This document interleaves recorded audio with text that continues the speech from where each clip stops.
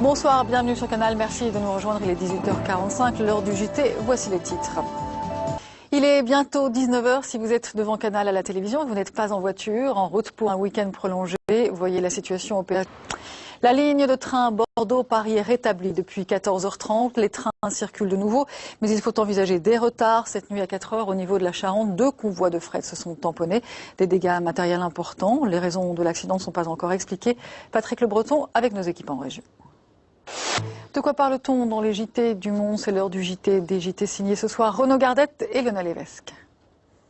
La réconciliation Chine-Europe après les incidents. Le Japon annonce un premier cas de grippe porcine détecté à Tokyo, une agglomération de 36 millions d'habitants. La grippe mexicaine n'est pas le seul souci du gouvernement japonais. Le pays plonge dans une crise économique grave, 4 trimestres consécutifs de baisse, une récession qui s'installe. Baptiste Muckensturm. Claire. L'image la plus récente d'Aung San Suu Kyi, plutôt.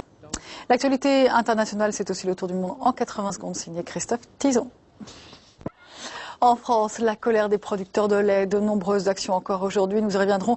Mais voyez d'abord ce moment devant le siège de Danone à Paris cet après-midi, beaucoup de colère et d'angoisse sur le devenir d'une profession tout entière. De nombreuses opérations de sensibilisation des producteurs de lait, donc en Bretagne et en Pays de Loire. Les collectes ont été perturbées sur un mode beaucoup plus doux. À Châteaubriand, il y a eu distribution gratuite de lait aux clients des grandes surfaces. C'est un reportage de Mickaël Chaillot. La justice française pourrait engager une révolution dans le code pénal. Vous ne trouverez pas tous vos journaux demain dans les kiosques, pas seulement parce que nous serons un jour férié, mais pour des raisons d'ordre économique. La crise conduit les directions à réduire leurs coûts. Pas de libération demain. Le Figaro, les Échos, la Croix, la Tribune ont fait le même choix à d'autres dates. Hélène Bonduel et Olivier Gangloff. Marseille à la sauce Hollywood. Un artiste veut ériger le nom de la ville en lettres blanches sur le massif de l'Étoile. Mais pourquoi une telle idée? La réponse avec ce reportage de Laure Parra et Hélène Camille.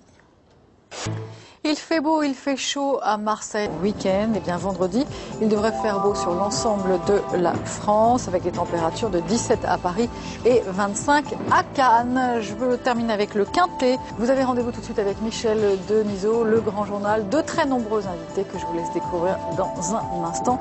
À demain, 18h45 pour un nouveau JT avec toute l'équipe, bien sûr.